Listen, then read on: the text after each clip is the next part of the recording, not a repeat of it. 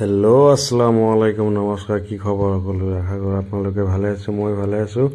so আজি হৈছে 30 day Ramzan চ্যালেঞ্জৰ last day মানে ডে 30 সো এটো হৈছে লাষ্ট ব্লক ৰমজান চ্যালেঞ্জৰ আৰু ইয়াৰ পিছৰে ঈদ ব্লক আহি যাব সো অলৰেডি শেষ হল মানে 30 ডে ৰমজান চ্যালেঞ্জ শেষ খবৰ হল সো আজি হৈছে 30 ডে মানে रोजा 30 सो माने आज कमप्लीट होबो रोजा 30 टा रोजा कमप्लीट होबो सो यार पिछरे 20 दिन माने 20 दिन ईद सो आपनालोকক प्रथमते আগদিয়াকৈ ঈদুল ফিতৰৰ শুভেচ্ছা জনালো আশা কৰো এই ঈদে শান্তি সম্প্ৰীতি ভাতৃত্ববোধ আমাৰ মাজত কৰিয়ে আনক